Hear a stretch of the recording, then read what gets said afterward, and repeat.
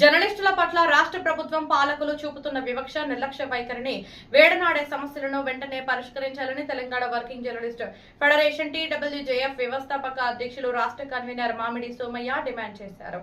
శనివారం ఖమ్మం జిల్లా కేంద్రంలో టీడబ్ల్యూజేఎఫ్ జిల్లా సర్వసభ్య సమావేశం జరిగింది. ఈ జనరల్ బాడీ సమావేశంలో ఈ రోజున కొత్త కమిటీ ఎన్నిక, ఖమ్మం జిల్లా నూతన అధ్యక్ష కార్యదర్శుల ఎన్నిక, Telangana working journalist federation TWJF Khammam జిల్లా నూతన అధ్యక్షుడిగా నానబాల రామకృష్ణ, ప్రధాన కార్యదర్శిగా అర్వపల్లి నాగేష్, కోశాధికారిగా వేములకొండ రమేష్ కుమార్లతో పాటు పూర్తి స్థాయి కమిటీ ఎన్నిక జరిగింది.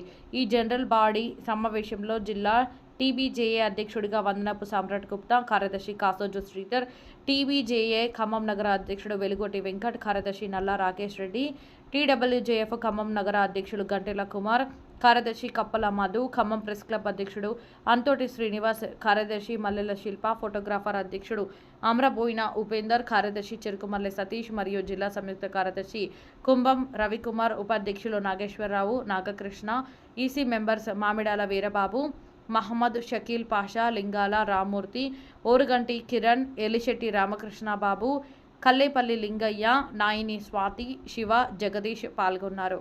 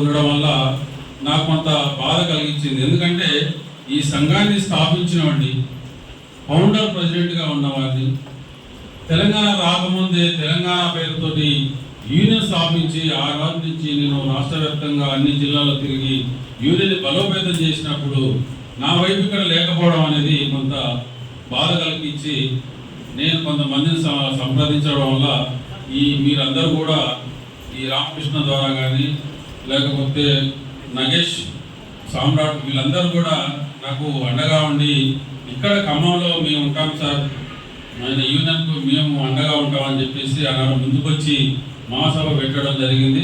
ఆ మహాసభ చూసి అవతలి టీం వాళ్ళు దర్చుకున్నారు. అంటే ఒక విధంగా చూస్తే ఎవరికైనా ధర్మం, న్యాయం, పోరాటం ఎటువైతుంది అనేది ఎవరైనా గమనిస్తారు.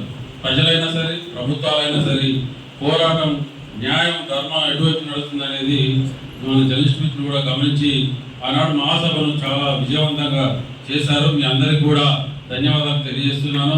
అయితే ఒకటి ఏంటంటే మహాసభ జరిగింది, సరైన రీజన్ చెప్పి నేను వెళ్ళిపోతారనేది తర్వాత నిర్ణయించుకోవాలంటే కూడా అతను వినకుండా రాజీనామా చేస్తున్నట్టు నాకు మెసేజ్ పెట్టడము, తర్వాత ఒంటరిగా కార్యక్రమాలు చేయడము, తర్వాత ఈ జిల్లా కమిటీలో సరైన సమాచారం లేదనేది వీళ్ళంతా చెప్పడం అనేది ఇట్లాంటివి జరుగుతున్నప్పుడు దాన్ని సెట్ చేయడం అనేది నా బాధ్యత. కాబట్టి నేను వీళ్ళందరితో మాట్లాడి ఏం చేద్దామంటే సార్ అతను ఉంటాడు కాబట్టి పోతే వెళ్ళిపోవాలని చెప్పాను.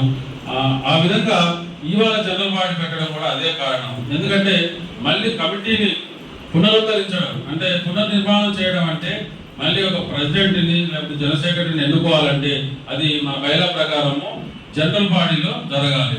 ఏదో జిల్లా కార్యవర్గంలో మేము ఎన్నుకున్నామని ప్రకటిస్తే కాదు, అది తప్పు. అది టెక్నికల్గా మనకు ప్రాబ్లమ్స్ వస్తాయి. కాబట్టి ఖచ్చితంగా రాష్ట్ర ఎన్నికలైనా జిల్లా ఎన్నికలైనా కూడా బయలా ప్రకారము జనరల్ బాడీ నిర్వహించి సభ్యుల ఆమోదం మేరకే ఆ కమిటీ ఎన్నిక జరగాలని చెప్పేసి నేను చెప్పడం వల్ల ఈరోజు జనరల్ బాడీ ఏర్పాటు చేశారు.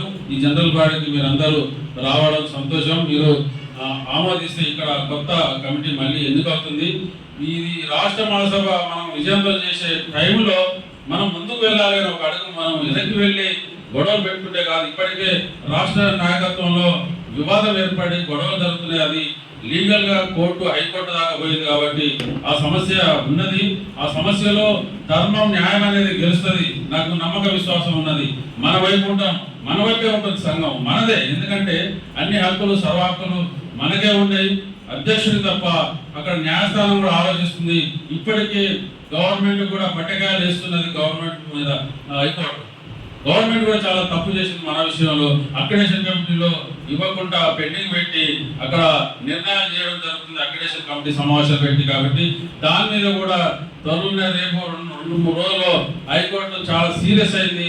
2-3 రోజుల్లో ప్రభుత్వానికి ఒక ఉత్తర్వు జారీ చేసే అవకాశం ఉంది. కాబట్టి ఆ విషయంలో నాకు చాలా పూర్తి విశ్వాసం ఉన్నది. మనకే వస్తుంది కాబట్టి అక్రిడేషన్ కమిటీలు. తర్వాత సంఘం కూడా న్యాయపరంగా పోతే మనకే దక్కుతుంది. ఆ విషయంలో ఎలాంటి డౌట్ లేదు. మీరు అందరూ కూడా భయపడాల్సిన అవసరం లేదని తెలియజేస్తున్నాను. ఇంకా సమస్యల విషయం వస్తే మనకు చాలా సమస్యలు ఉన్నాయి. ఈ సమస్యల మీద పోరాడే ఏకైక సంఘం తెలంగాణ వర్కింగ్ జర్నలిస్ట్ ఫెడరేషన్ అనే విషయం ప్రభుత్వానికి కానీ ప్రజలకు కానీ జర్నలిస్ట్ మిత్రులకు కానీ తెలుసు. కాబట్టి మనమే పోరాడతాం ప్రతి విషయం మీద.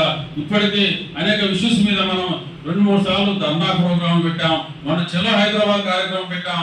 ఎంత అడ్డుకున్నా సరే పోలీసులు రాష్ట్ర వ్యాప్తంగా దాదాపు 300 మంది జర్నలిస్ట్ మిత్రులంతా హాజరయ్యారు.